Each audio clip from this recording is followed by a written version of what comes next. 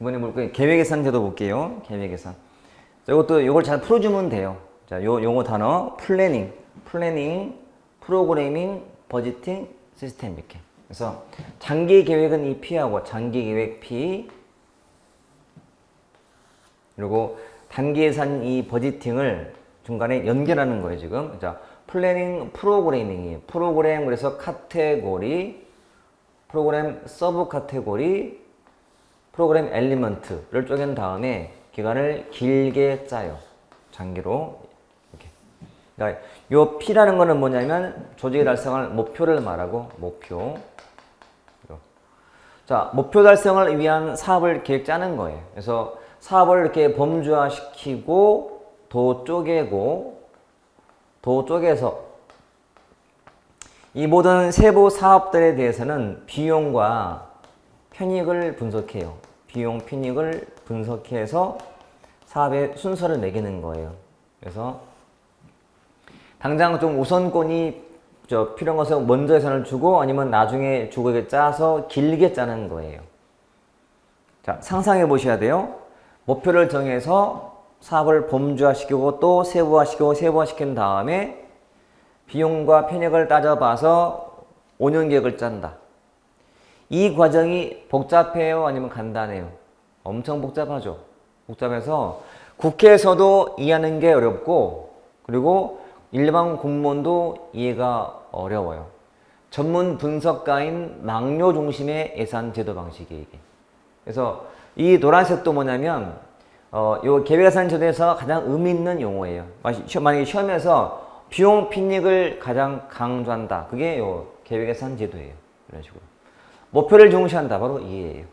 이렇게. 제가 말해준 처음에 문제 풀 때 4개를 푸는데 무조건 4개를 비교하라. 그때 필요한 단어들이에요, 이게. 그래서 또 이것도 앞에서 배웠던 요 최대 분석이라고 하는 최대 분석의 대표 기법이 비용 편입 분석이라는 말이에요. 그래서 이런 단어가 보여도 이해가고 계획예산 제도 이미 드러나는 거예요. 이렇게 복잡하게 짰지만 얘는 적어도 지향점이 기획지향이에요. 기획 또는 계획지향적인 예산제도. 기획을 지향해. 플래닝이 기획이 기획, 지향하고 요런만 결정하는 방향이 하향적이고 직권적이에요. 하향적, 직권적. 이렇게. 다 상향 분권인데 얘만 하향 직권적. 이것만 알아도 굉장히 큰 기준이 될 수 있어요. 문제 풀 때. 됐죠? 이게 계획예산제도. 일단 머릿속에다가 복잡하구나. 예산 짜는데 복잡하구나. 이렇게 짜서 국회에 보내면 국회에서 의원들을 보고 이해를 못해요. 예산 편성해서 넘기면 심의해야 될 텐데 심의를 못하는 거예요. 왜? 어려워서. 그러니까 의회가 좋아해? 싫어해? 싫어해요. 그래서 결국은 의회에서 반대하게 되었고 실패한 예산제도예요. 이게. 자, 책을 보시면 장기계획 플래닝, 단기 예산 버지팅을, 그렇죠? 중간에 뭘 짜서? 프로그램 짜서 연결하는 거예요. 그래서 2번도 장기 안목을 중시하죠. 장기. 얘만 장기, 다 단기인데 얘만 장기 안목이고 비용 편익 분석 같은 기법을 강조해요. 됐죠? 우측에 로마자 3번에 그런 구조가 나와요. 우측에 장기 계획 수립 플래닝, 이게 목표죠, 목표. 두 번째가 프로그래밍. 그 속에 회색 바탕에 있는 것처럼 프로그램 카테고리, 프로그램 서브 카테고리, 프로그램 엘리먼트. 이렇게 예산을 짜는 거예요. 그 다음에 예산을 준다. 됐죠? 넘겨보시고. 자, 그런 사례가 뒤에 나와요. 발전 사업에 대해서 막 세분화시켜서 예산을 막 길게 주는 거지. 참고하시면 되겠고. 자, 장점은 2번에 예산과 기획이 일론화돼, 일론화. 그리고 계획과 예산을 지금 연결하려고 하는 거예요. 요 산업계획을 짜가지고, 이게. 좋게 말하면 일론화하고, 나쁘게는 직권화로 봐도 되고. 문제는 뭐냐? 문제는 밑에 단점의 1번처럼 이 목표 설정도 쉽지 않고, 제일 중시하려고 하는데 쉽지가 않고, 프로그램 작성이 어렵다는 거예요. 그리고 직권화돼 있어. 하향적이고 직권화. 따라서 부하들의 참여가 좀 제한을 받아요. 어렵기 때문에. 단점이. 자, 그 정도 하시면 돼요. 그리고 고도의 전문성을 요하기 때문에 젊고 머리 잘 돌아가는 분석가들은 대우를 받아요. 역할을 하게 되고. 근데 그동안 경험상으로 해왔던 나이 많은 공무원들은 밀리게 돼. 또 그런 또 한계가 또 생기게 돼요. 됐죠? 자, 예제 보세요. 옳지 않은 것은 프로그램 예산 형식을 사용하면서 편성상 계량을 되게 중시해요. 계량화, 비용, 편익 같은 계량화. 당연히 계획지향적이에요. 또 가장 중요하게 생각하는 것이 목표고, P. 근데 상향식이 아니잖아. 하향식이잖아요. 그쵸? 이미 틀렸잖아요. 그러니까 문제란 다 한다고 푸는 게 아니고 또 다 몰라서 다 모른다 해서 푸는 것도 아니에요. 그러니까 아는 걸 정확히만 하려고 하면 답은 나오게 돼 있다고. 우측에 기출문제가 있죠. 계획예산 설명으로 옳지 않은 거. 1. 품목별 예산은 하향식. PPB에서는 상향식. 답이잖아요. 이미 틀렸잖아요.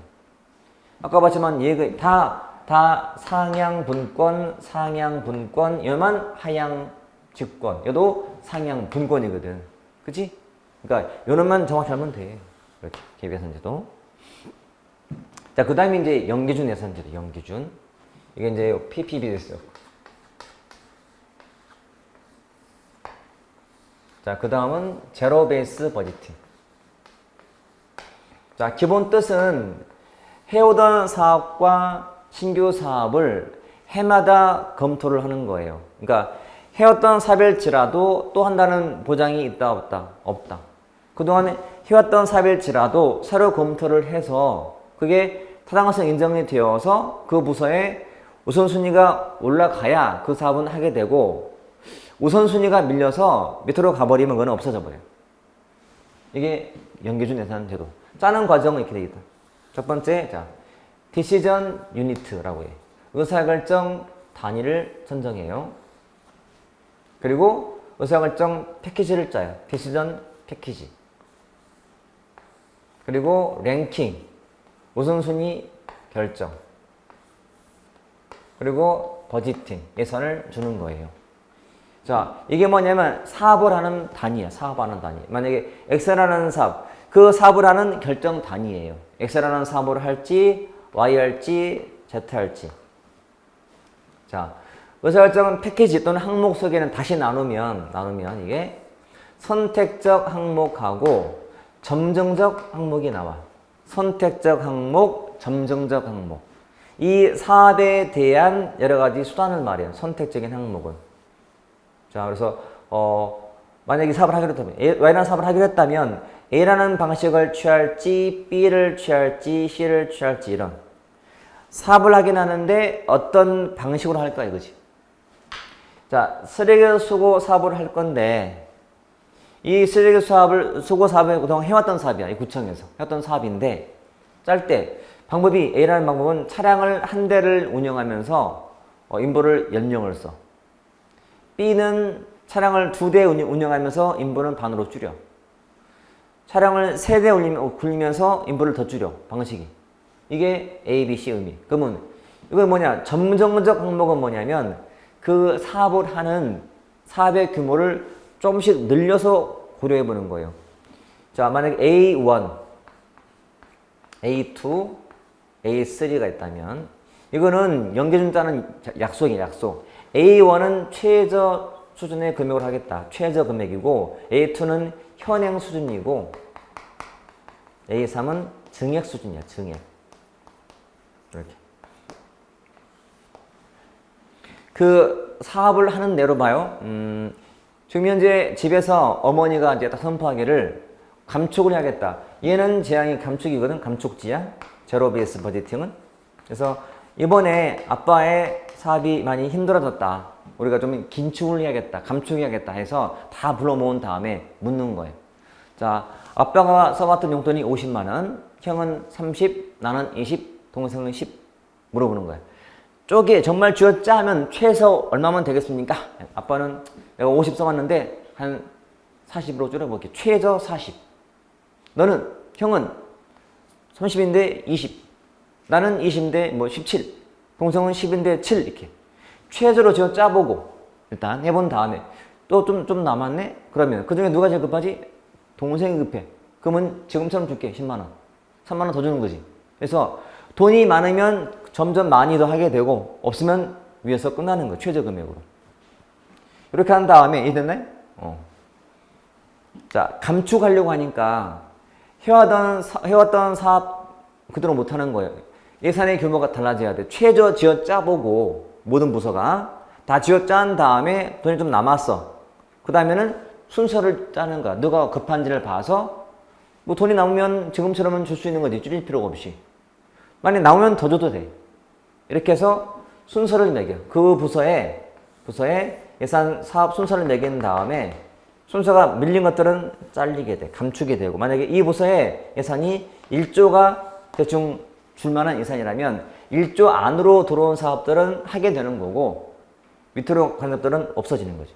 이렇게 해서 예산을 1조 주면 돼. 버지팅. 이게 연 기준 예산제도. 얘도 결정 방향은 상향적이고 분권적이에요. 아무튼 얘만 하향지권이만. 그래서 책을 볼게. 여기 과거의 관행을 참고하지 않아요. 기득권 없어요. 다 재평가. 해마다 이런 작업하는 거예요. 해왔던 사업이건 이번에 새롭게 할 사업이든 간에 다 검토를 새로 하는 거예요. 새로 한 다음에 순서를 매겨서 자르는 거예요. 감축하려고. 2번. 모든 사업이 분석 대상이 돼. 그렇죠? 타당해야만 예산을 배정받는. 넘겨서.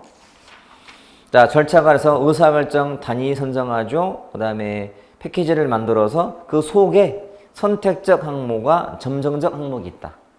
그런 다음에 우선순위 결정, 예산 편성. 그렇게.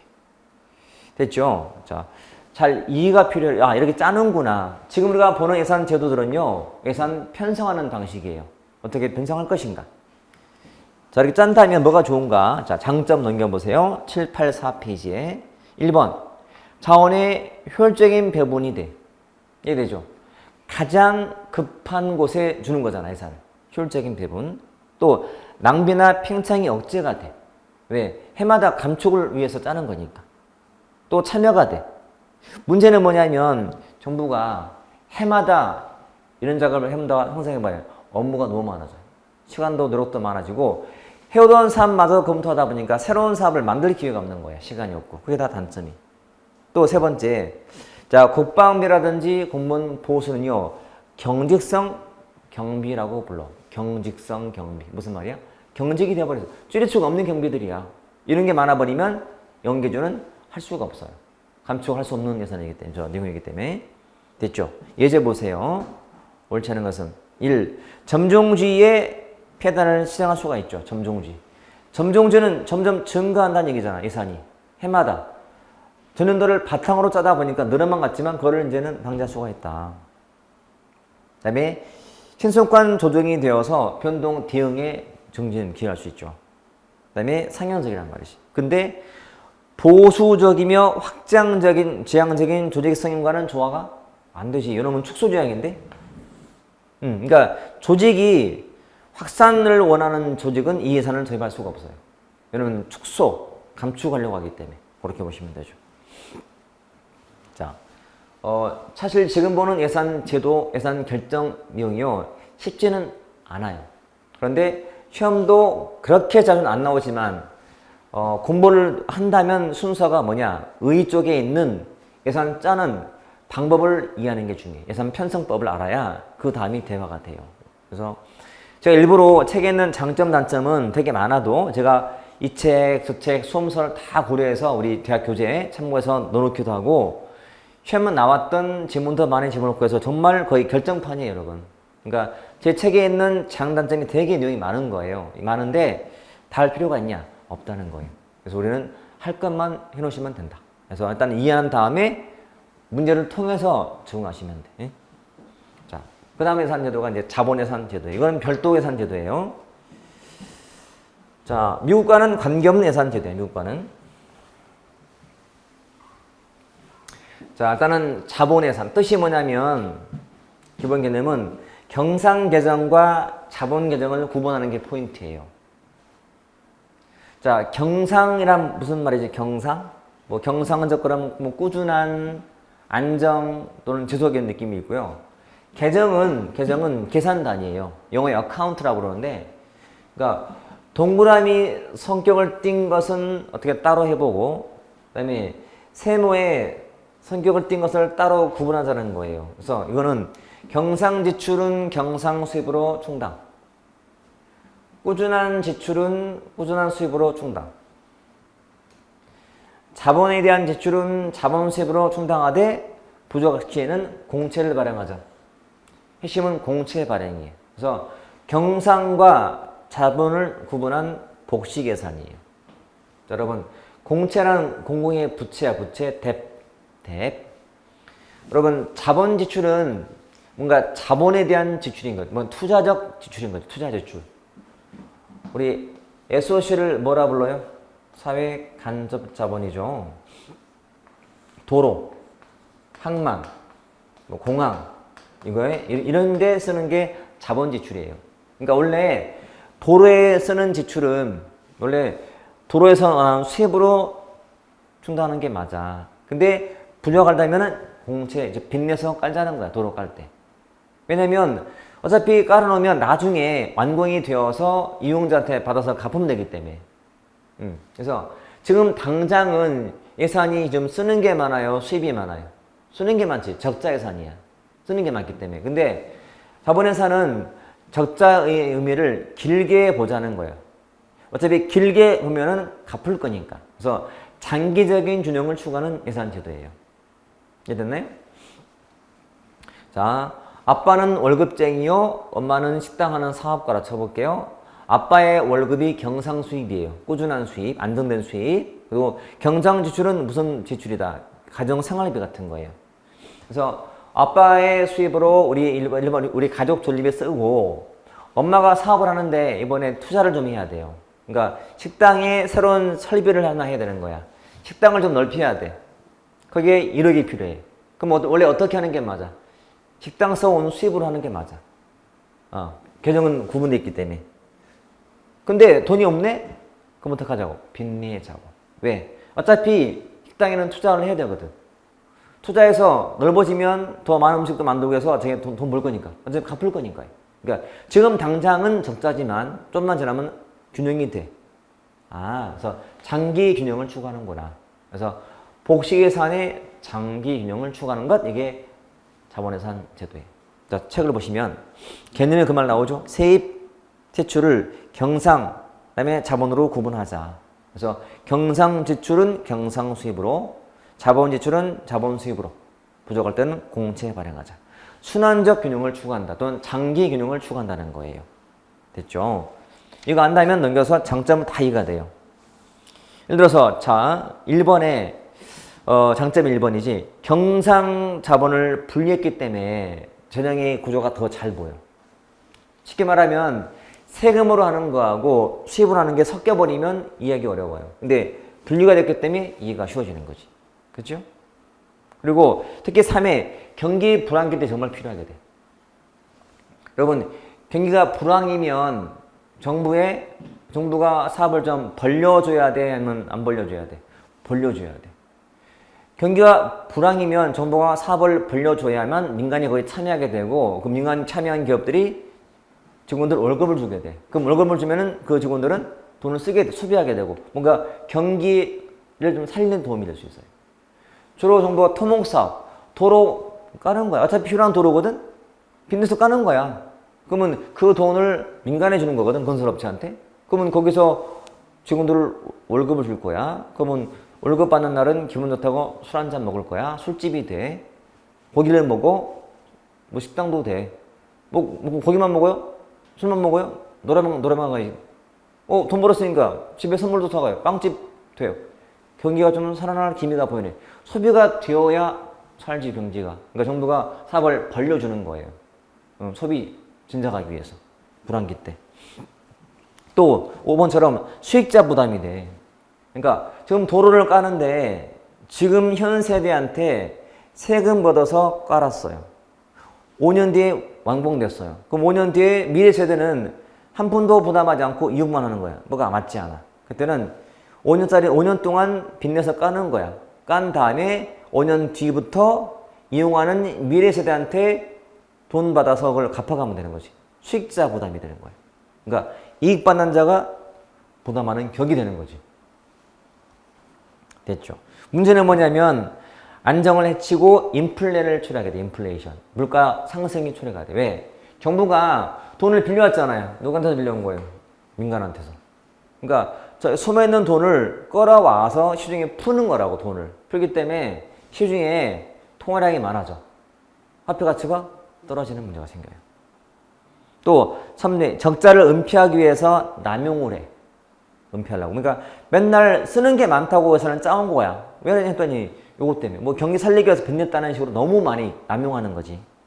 그리고 경상개정과 자본개정의 구분이 가장 기본인데 실제로 둘의 구분이 어렵다는 거예요. 이게 나름 단점이. 됐죠? 자, 굉장히 의미 있는, 그러니까 정책적으로 필요한 예산 제도예요. 왜? 그거를 좀 부양하려고 정부가 빚내서 사업을 해주는 거니까. 그래서 뭐 자주는 안 나오지만 그래도 의미는 알고 있어야지. 자, 예제. 옳지 않은 거죠. 1. 정부의 순자산 파악의 정보를 주죠. 순자산 밑줄. 자, 순자산은 뭐에서 뭐를 빼면 돼요? 자산에서 부채를 빼면 돼. 부채가 공채니까요. 파악이 되죠. 또 적자에 의해서 정책 도구로 쓰는 거고. 안정을 해치며 인플레를 조정하고. 맞지? 그럼 답은 4번이겠네. 자, 국회의원들이 지역구 사업을 위한 예산 사업 나눠먹는 걸 막는 게 아니라 초래하게 돼요. 그렇죠? 자, 지역구 의원들이 맨날 나올 때마다 공약을 하잖아. 내가 되면 해주겠다. 그렇지? 근데 공약을 했어요. 근데 돈이 없대. 그럼 뭐라고 해요? 빚내라. 나는 해야겠다. 빚내라는 거. 자꾸 나눠먹기. 예산 막 빚내서라도 예산을 확보한 다음에 나눠먹기를 부추기는 거예요. 단점 보시면 돼. 자, 개념을 알면 밑에 장점, 단점은 자동으로 채워지기 때문에 항상 이쪽에 좀 비중을 두고 이해하시라 이거죠. 자, 넘겨보시면, 자, 예산의 이제 개혁 내용인데요. 최근의 예산 제도는 결과지향이고, 칠판 보시면 참 여러 제도가 나와요. 뭐, 신성과주의, 지출 통제 예산, 뭐, 총괄 배정, 지출대, 단연도, 산출 운영 등. 명칭은 많지만 실제로 6번에 총액배분 잘 편성이 제일 중요하고, 이게 현재 우리나라가 도입한 예산 개혁 제도예요. 나머지는 다른 나라가 도입한 제도이기 때문에 우리는 이거 하는 게 중요해. 근데 잘 보면 총액으로 준대. 총액 배분하고 편성은 자율로 한대. 탑다운. 자, 여러분, 총액으로 준다는 것은 거시, 미시. 거시죠. 커요. 총액. 거시는 하향, 상향. 하향. 그러면 편성은 자율인데 그러면 분권, 직권. 하향이면 직권인가? 아니야. 하향인데 분권이에요. 이거 주의하셔야 돼. 왜냐면 주로 하향자하고 어울리는 단어가 상향이야. 직권이야. 그런데 여러분 하향인데 분권적이에요. 편성은 알아서 하는 거니까. 자율적인 편성이니까. 자, 분권적이라서 상향도 아니에요. 분권적인데 하향적이지. 탑다운. 기재부가 각 부처들한테 총액으로 예산을 줘요. 그러면 부처에서는 편성을 알아서 하는 거야. 분권화 시켜요. 권한을 나눠주는 거야. 분권. 이해되죠? 자율편성이니까. 시험은 이 하향과 분권, 요 관계가 거의 시험에 나와요. 그리고 총액이라는 의미는 다른 말로는 한도를 말해요. 지출의 한도. 그러니까 한도만 지키면 되는 거지. 한도 내에서는 뭐예요? 재량. 자율. 그러니까 총액만 지키면서 내가 짜서 결과만 보여주면 되는 거예요. 다 그런 제도야. 됐나요? 그래서 명칭만 다르다, 여러분. 신성과주의. 그나마 요거만 좀 더 가볼까? 요거만 따로 책을 보시면, 자, 790페이지에 저 위에 있죠. 지출 통제 예산 제도. 각 부처가 부서 내에 모든 지출 항목을 없앴어요. 항목을 없애다. 장관항, 세항목, 이 목을 없애버린 거예요. 총액만 주면 그 범위 내에서는 구체적인 지출은 재량이에요. 이해됐나? 여러분, 항목을 세분화시키면 재량이 많은 거예요, 적은 거예요? 재량이 적은 거지. 항목은 제일 작은 단위거든. 구입하는 품목을 미리 정해놓은 거니까. 이거 없애버리는 거야. 이거 항목 없애버리고 항목끼리 알아서 쓰라는 거야. 알아서. 다른 말로 전용을 이용 전용할 때 전용을 허용한다 안 한다? 한다. 세 항목끼리 융통을 알아서 하면 돼. 항목을 나눈 게 아니고 항목을 터버린 거예요. 내가 이걸 뭘 구입하든 내 맘이야. 대신 결과는 보여줘야 돼. 이게 최근의 개혁이니까. 저 밑에 4번에 자 운용예산도 볼래요? 지나치게 세분화되어 있는 세분화되었어. 미시 그것이. 미시야. 품목은 미시 작아. 세분화되어 있는 항목을 통합해 버렸어. 그래서 항목 간에 전용을 용이하게 해줘요. 마음대로 구입하라는 거야. 대신 결과는 보여줘. 자, 여러분 부모님이 이거 아는 분이야. 여러분께 아마 제안할 거야.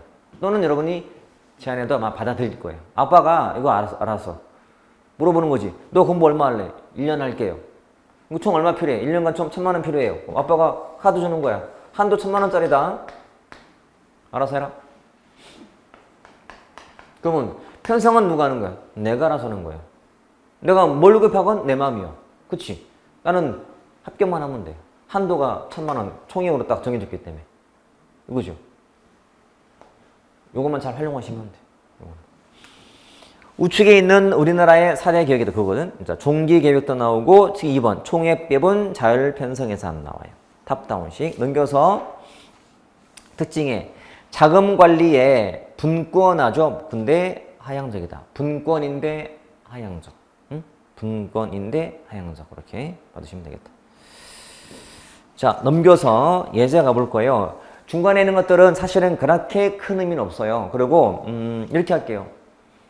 우리가 시험이 얼마 안 남았잖아요. 우리가 거의 4월달 시험도 코앞에 다가와 있고 5월, 6월 시험도 금방 다가와요. 그러면 그 시간 내에 공부를 처음 시작하는 분들은 이걸 다 하는 게 도움되는 게 아니라 독이야, 독.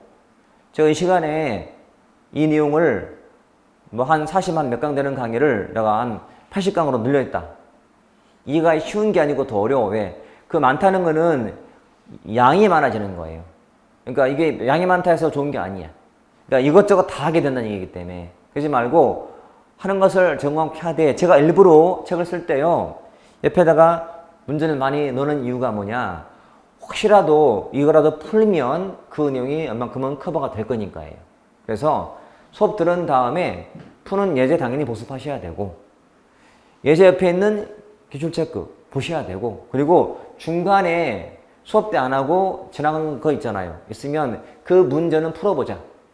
풀어보면서 본문의 그 내용을 참고해서 한번 왜 답이 안 되는지 왜 틀린지 한번 확인해 본 다음에 그것만큼은 하고 가자. 그러면 짧은 시간 내에 다 볼 수가 있어요. 국가직이야 시간이 정말 촉박해서 뭐 어쩔 수 없다 쳐. 하지만 지방직은 좀 노려봐야 되잖아요. 그때는 책에 있는 내용을 다 볼 필요 없어요. 필요 없고 일단 책에 있는 것 중에서 수업 내용 중심으로 가고 문제같이 푼 것들을 복습하고 수업 때 미처 못한 내용들은 먼저 문제를 보고 아 이런 문제가 나왔구나. 그럼 그 문제를 풀면서 책 참고해서 공부하면 충분하다. 욕심은 문제집을 기출문제를 다 풀면 좋겠지만 시간이 없다 그러면 일단은 이거라도 하지 않은 거죠. 예를 들어서 794페이지에 나와 있는 기출문제가 디브레인 시스템이에요. 디브레인. 그게 우측에 있는 4번 내용이야. 디지털 예산 회계 시스템. 문제 하나 나잖아. 이걸 다 하기는 좀 그래. 근데 뭐가 나왔지? 좀 보자는 거지. 자, 그것만 보더라도 답은 비슷하게 나오거든. 낼 게 없는 주제는요. 내더라도 같은 거네요. 그게 다니까요. 내용이 많으면 여러분 이거 지금 냈지만 또 다른 문제 이거 나올 수가 있고 나올 수가 있잖아 이렇게. 근데 내용이 없는 것들은 이게 4개의 문제 다인데 그럼 내봤자 이 안에 노는 거 이 안에서 이렇게 놀아봤자. 그러니까 거의 나올 것만 나오는 거예요. 그렇게 대비하시면 되게 많이 편하지. 공부는 요령이 있어요. 요령이라는 것은 그런 거예요. 핵심을 파악하는 거예요. 핵심을. 그렇게 하시면 다 된다. 자, 예제.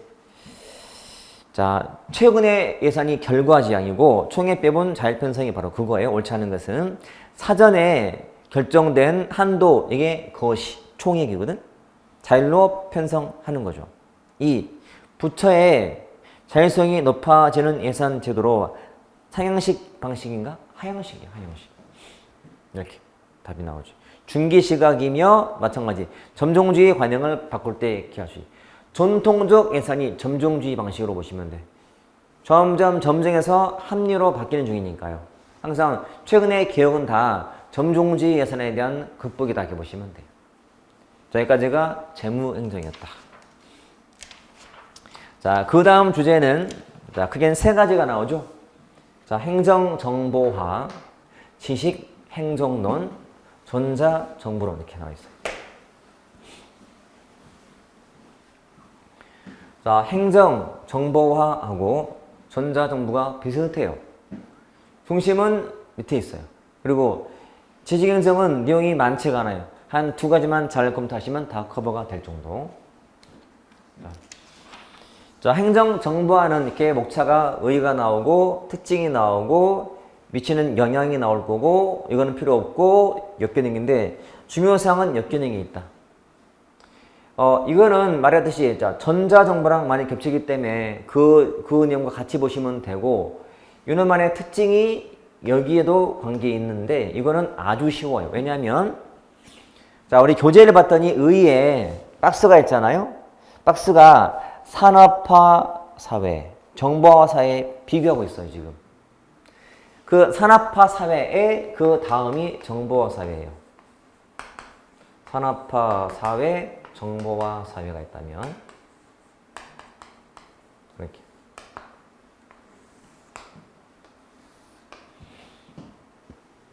이때는 생산 방식이 뭐예요? 소품종 대량 생산. 여러분, 소품종이라는 의미는 다양성을 좀 무시하는 거예요. 그치? 소품종. 다양성은 없다. 다양성 무시. 다품종은 다양성을 중시한다. 다양성을 중시. 요때 사회에 적합한 구조가 이런 구조야. 관료제 구조. 기억하세요? 피라미드. 이거 뭘까 그러면? 에도크라시. 즉 탈관료제예요. 자, 정보화 사회에 적합한 구조가 탈관료제 구조. 요거 알면은 이게 다 풀려요. 즉, 자, 행정정보화가 미치는 영향이란 계층제가 강화돼, 완화돼? 완화돼. 직무간 경계가 뚜렷해, 뭐해? 모호해져. 텄기 때문에. 그렇지? 자, 그 내용이야, 지금. 그래서 의의는 그거 하나 딱 보시면 되고, 우측에 그 나오잖아요. 교재 807페이지에 구조에 미치는 영향을 가지고, 구조. 자, 계층이 통합됐어요. 자, 여기 봐요. 이 계층이 지금 분화가 되어 있잖아. 이걸 합친 게 통합이거든. 계층이 납작해지는 거예요. 이렇게 납작.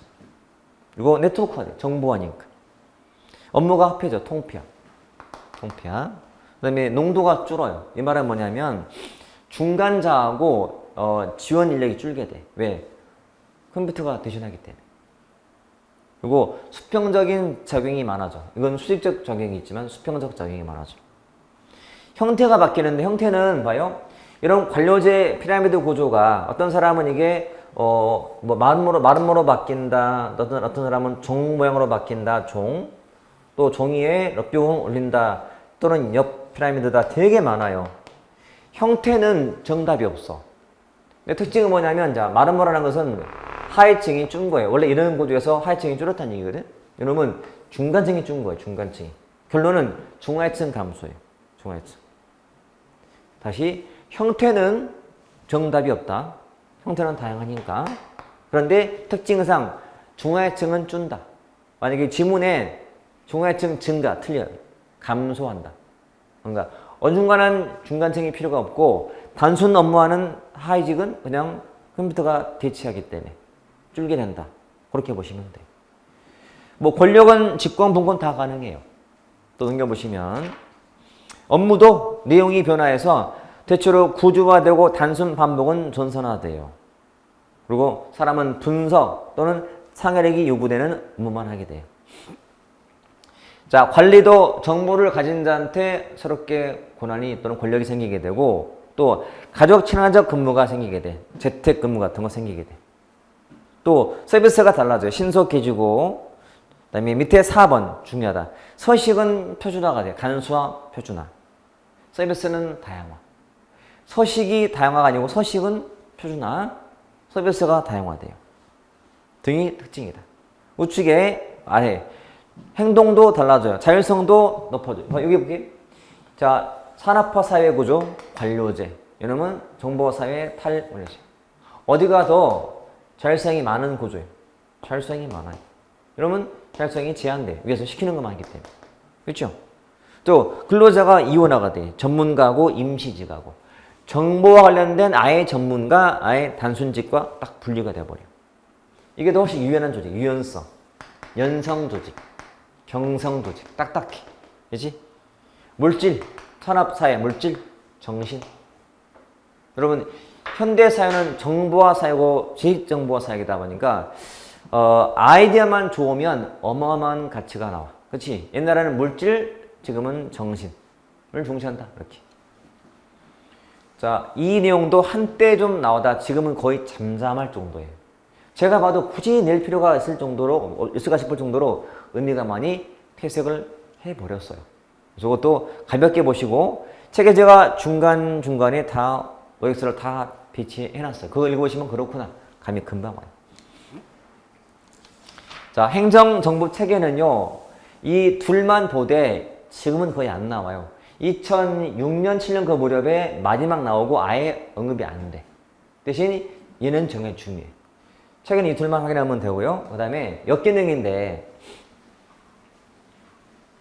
첫 번째는, 자, 통제도 쉽고, 나이 든 사람들은 소외감을 느끼게 돼. 정보와 능력이 좀 없는 사람들은 소외감 느낀다 뜻이. 첫 번째, 어렵지 않지. 사생활 침해가 되게 많이 돼. 사생활 침해, 정보화되면서. 우리의 정보가 자꾸 전산으로 퍼뜨리잖아, 누가. 그치?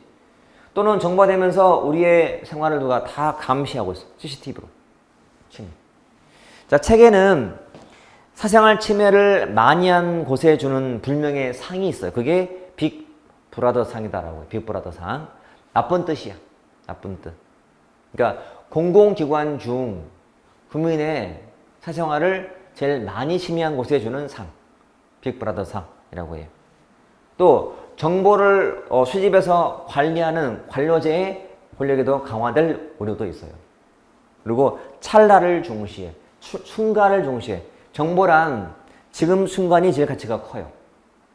지나면 터뜨려서 가치가 많이 떨어지게 돼.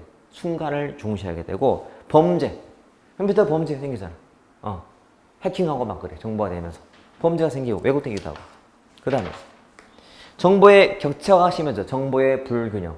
그러니까 정보에도 부익부 빈익빈 생겨요. 있는 자 없는 자. 정보 격차. 이거를 마타이 효과라고도 하죠. 2번처럼. 정보의 부익부 빈익빈. 마타이 효과라고 해요. 7번은 자, 전자 판업티콘. 너는 전자 전제주의인데, 왼쪽에 날개에 설명은 돼 있어요. 뜻에 대해서. 우리의 생활 자체가 노출돼서 감시가 받음을 의미하는 용어예요. 자, 원형 감옥에서 나온 말인데, 원형 감옥. 감옥이다. 자, 중간에 원형 탑이 있다. 이 탑은 육안으로도 모든 저자들의 방을 볼 수도 있고요.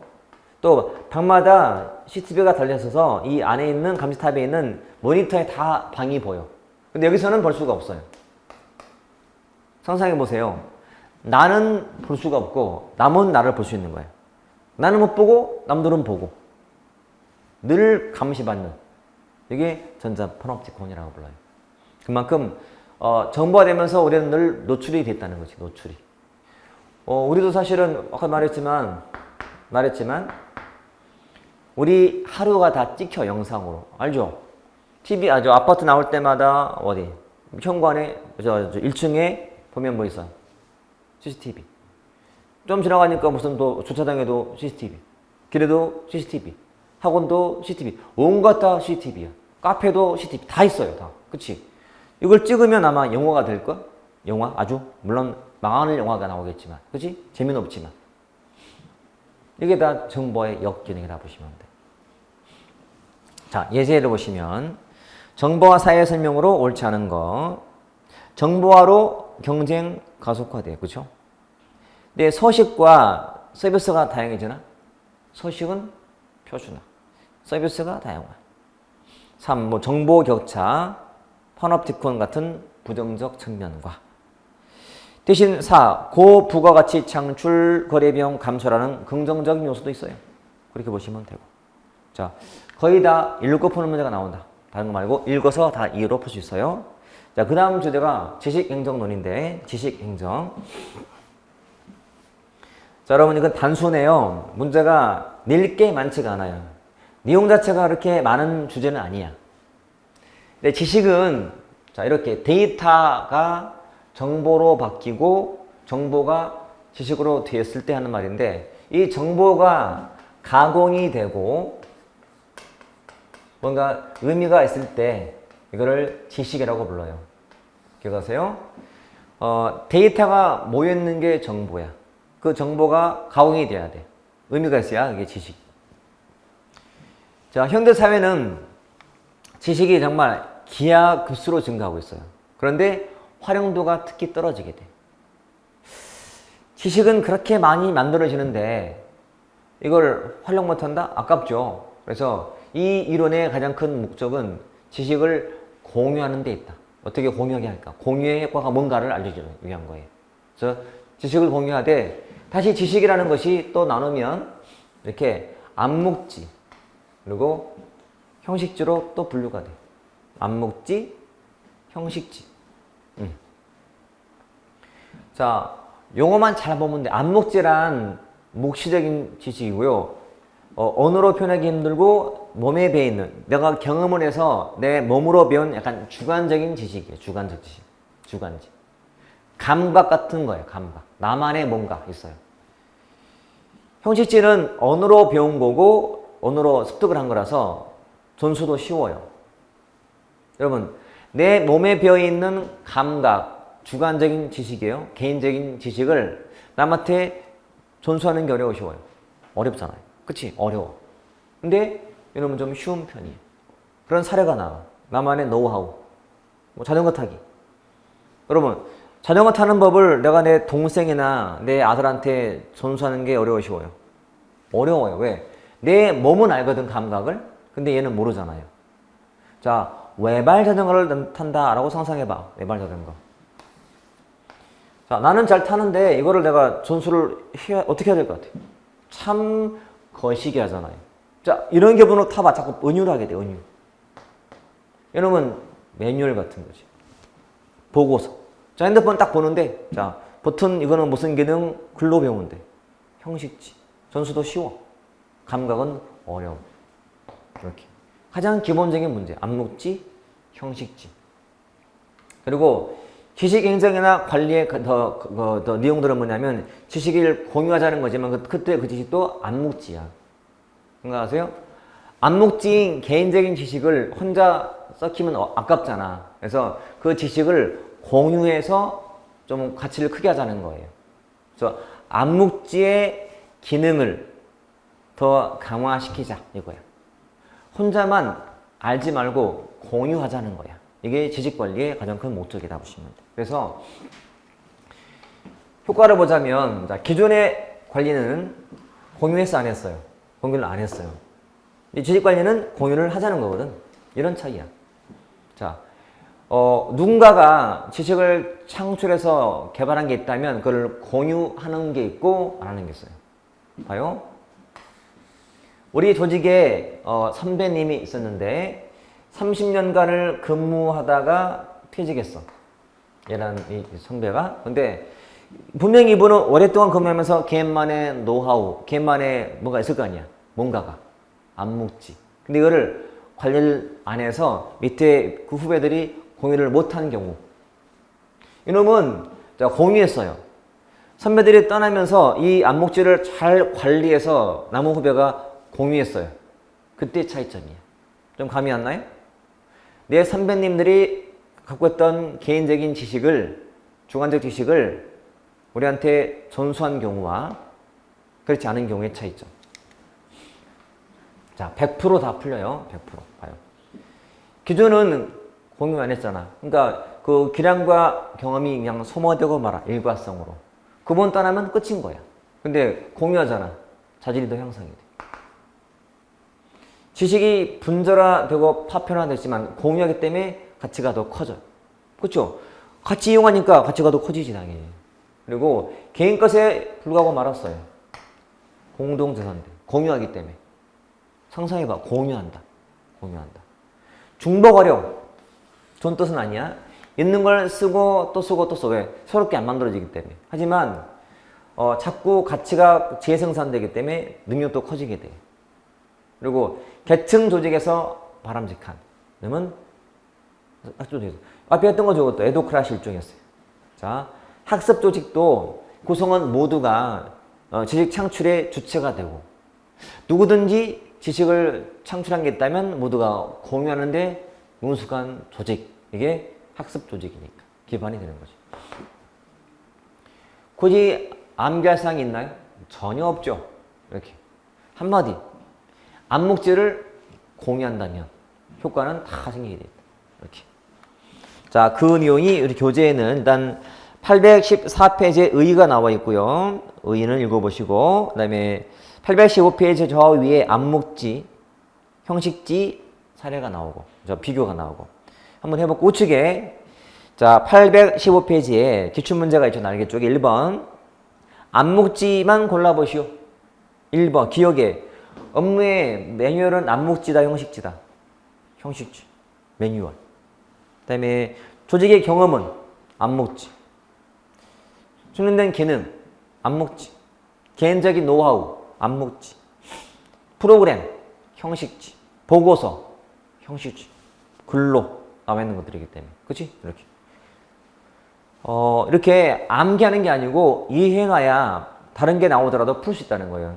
책에 있는 우리 본문에 교재 나와 있는 암묵지의 이해, 형식지의 이해를 다 암기하는 게 중요한 게 아니에요. 이거는 의미 없는 거고 그게 왜 그런지를 이해하면 읽으면 그렇구나가 다 이해가 되기 때문에 그렇게 하시면 되고 넘겨보시면 자, 비교가 나오죠. 자, 기존의 관리는 공유를 안 한 상태고 지식 관리는 공유했다면 상태예요. 또 비교되어 있지. 그래서 왼쪽에 날개에 보면 2번 기출문제가 있죠. 다음 중 지식 행정 관리의 효과로 옳지 않은 거. 1번 자 지식 관리는 어떻게 한다고? 공유하자고. 공유. 그러니까 자질이 향상이 돼. 2번도 공유하기 때문에 가치가 확대, 재생산되고. 4번, 3번도 맞지. 근데 개인 사유가 아니잖아. 공동 재산하지. 개인이 그냥 쓰고 마는 것은 옛날 거야. 일관성 소모할 때. 공유한다는 것은 공동 재산이야. 이렇게 나와요, 문제가. 자, 예제 2도 쉽고 우측에 자 817페이지에 나와 있는 예제 옆에 기출문제가 또 있죠. 지방고급도 그런 식이야.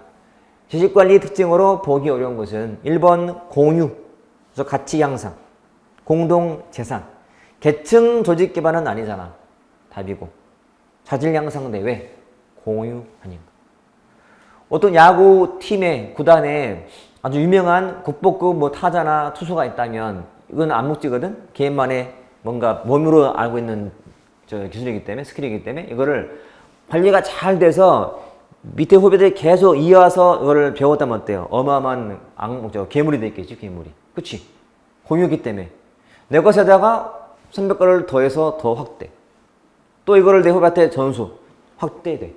이렇게 되겠지. 근데 쉽지 않다는 거지. 몸으로 배 있는 거고 전수하는 것이 쉽지 않다. 그래서 거의 다 의미를 알면 다 유추가 되는 사항들이지 굳이 예쓰고 막 암기하는 게 아니에요. 그렇게 하시면 다 풀리게 돼 있다. 됐죠? 자, 좀 쉬었다가 보겠습니다.